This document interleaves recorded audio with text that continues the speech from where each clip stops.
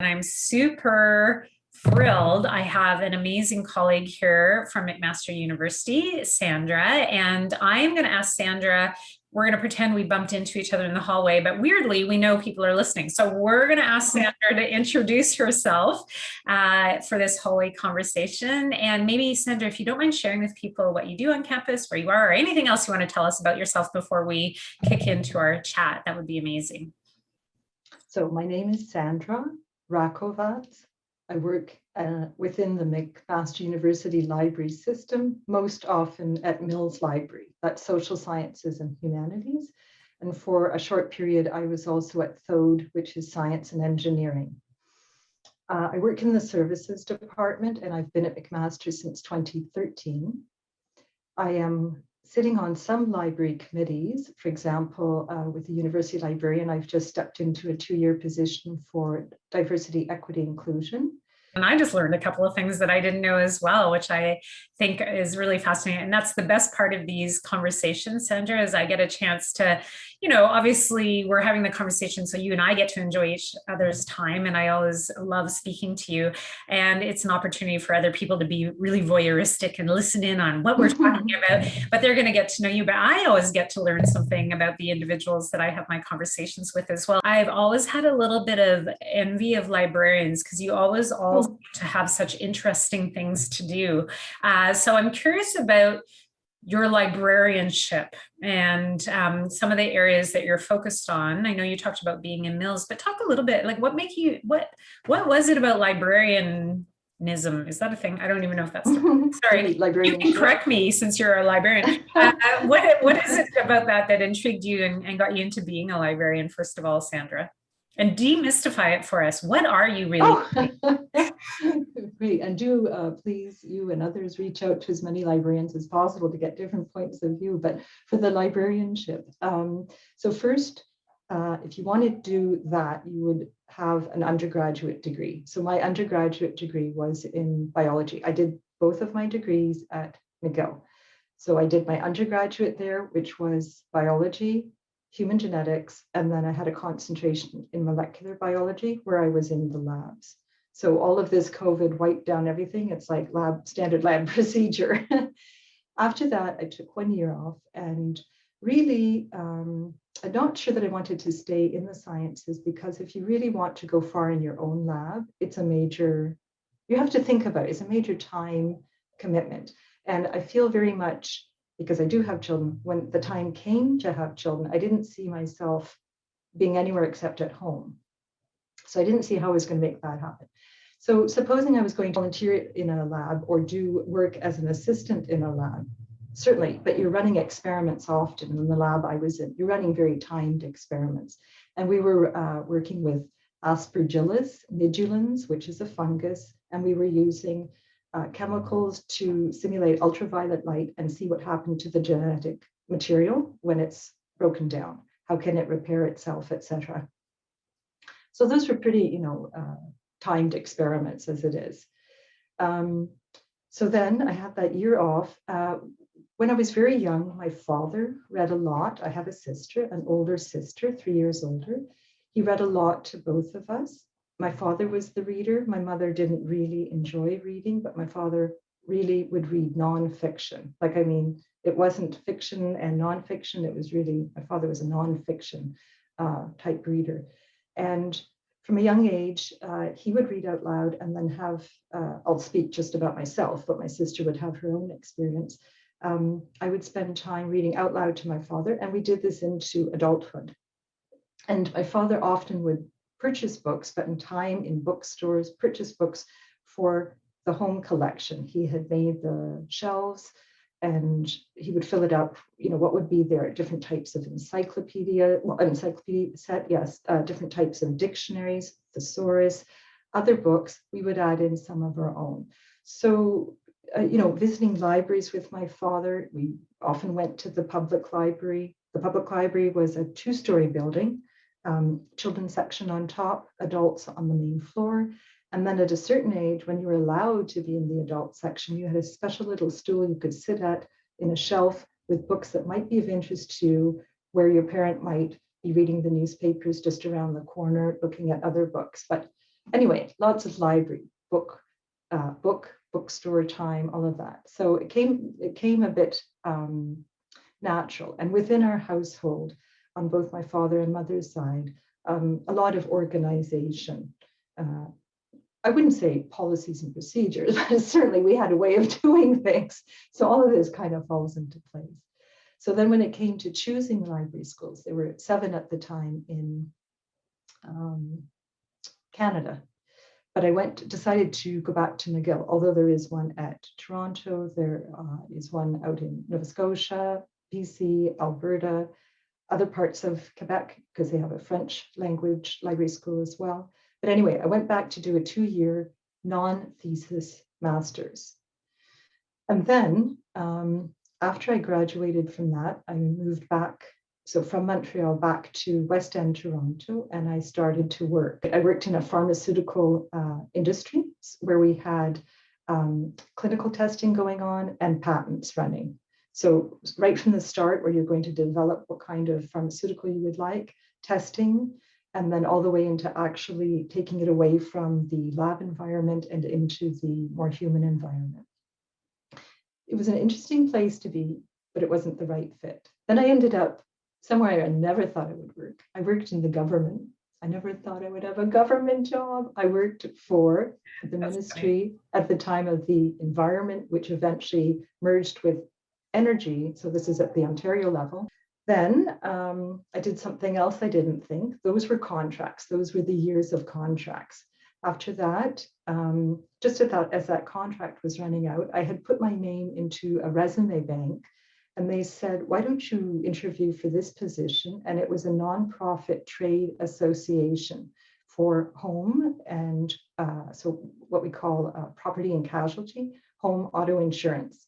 It was really a great place to be. So sometimes you think, oh, this really isn't what I know about, but it's great to learn. And with the library degree, it's always networking, organizing, thinking about how people use it, and having a list to do and realizing most days your own list, like toss it over your shoulder because everyone else has something in mind for you too. Okay, after that, semi-retirement time to have children. Then I worked at home for publishing, online publishing company where we used to index articles. For example, some of the databases we have now at McMaster, let's say you wanted to know about articles in the Globe and Mail or etc. So I'd be doing that on the back end. And then eventually I made my way back into academic libraries, and I'm again here at McMaster since 2013, but I'm very grateful for all of the opportunities. And I think a lot of the reference exposure that I've received is really very helpful in what I do. And we do interlibrary loan, and I just love finding things, and it comes from far away, and I never knew this existed. And in the days, if you can still actually see it, oh, I get to touch this book or item because someone else needs to use it. So a lot of that. That's great. What a journey, though. That's so fascinating. And I think it's inspiring for people on a few different levels. One is you just never know. I mean, I think this is the one thing that we all know as we move forward in our careers, looking back, you could never go back and tell yourself, one day you're going to do this. At that earlier age, you'd be like, what? Wait, I would never going to do that in a million years, or I wouldn't work there. I wouldn't live there. I wouldn't, it's so funny how that is. So, the inspiration of you never know. I started off trying to get a journalism degree because I really wanted to be a journalist. And, I can't think of anything farther away from that right now than what I'm doing. I'm trying to build it in where I can, I get to get online and ask lots of curiosity questions with people. But the other inspiration, I think, is just, the build and that opportunity to always think that every learning experience we have through our work really does provide us with a layer of knowledge and experience that everything plays forward, doesn't it? Don't you think that's true? Oh, very true. And I would never have an opportunity to learn so much about so many things, not at a deep level, but at a working level, if it were not for libraries in my case, or in your case, Gayleen, other places, right? Or the whole technology. And the wonderful thing about McMaster's, there is so much learning. and I feel a very positive culture. Very, very positive. Like I feel we can make progress. It doesn't have to be perfect, but people are willing to make progress. And I think they're also willing to make calls on things that need to be. I think we're really in remarkable times now. So much has happened with COVID, but also so much has happened in the world in terms of, is this right? Is this not right? So I think a lot of inspiration also comes from McMaster. I'm very grateful for my employer. Yeah. Yeah, me as well. And you spoke on something there just a moment ago that really does lead to your interest in participating on an EDI committee. I'm presuming that's, for you, just the discovery that we're all on these days and the awareness that we all have, that I would say all of us probably didn't have as much clarity or awareness around, and the maturing of thinking and proactiveness around issues of equity and inclusion, and that issue of trying to ensure that we truly are embracing diversity, which is, I know it's a journey. We're not there by a long shot, but I think that's great. We do have a lot of committees on campus, and some of them more recently, equity, diversity and inclusion, or EDI. So tell me a little bit, if you could, your journey to that, because you've lived in big cities, so clearly you have some interesting perspectives about, just the diversity of city living and the interactions that people have just even casually with people who are different than themselves, and the awareness that we have around living in larger urban environments. I'm curious if for yourself this was an area that you've always had a level of interest in, or if you feel extremely passionate about it, sort of more as we mature in our understanding of the world and the importance of diversity. Curious for you about that, if you don't mind me asking that question. No, wonderful, Gayleen, wonderful question. So my name is Sandra. It is not shortened. I was named Sandra, but I was always interested in the names and the meanings of names. My mother and father had a book, and I was always like going through this. Oh, what an interesting name. It means this. That's very interesting. Well, lo and behold, one day I finally took more interest in my own name. And if it comes from Alexander, then it's supposed to be protector of mankind. So then I spent a lot of time thinking, but if I am a Sandra, does that mean I'm a protector of female kind? Then I decided, no, I think I need to be a protector of humankind. So I had to kind of sit with that over a number of years. So once I began to take the meaning of my name and comprehend what it meant, then I felt, all right, if someone is saying something and they would like to accomplish this, what might I do? It doesn't have to be a big thing. Listen, of course, because of the librarianship, have you thought of, these 100 possible places you could be looking, or whatever it's going to be.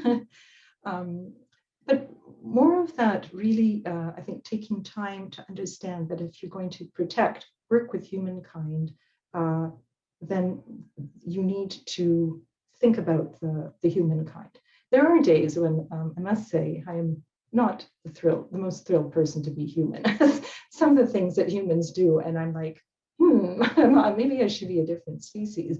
But anyway, so some of that is it. Some of it certainly is the number of people you met. I had an opportunity to do a bit of traveling on my own in the world. So in between the 2 degrees, I was in Hawaii, in Australia. I flew to Singapore just for a plane exchange.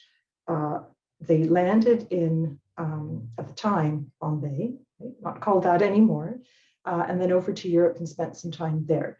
And would really love to still travel a lot. So part of it, I'm very grateful to have seen places that maybe I wouldn't have seen, to meet people, to listen to what they want to say.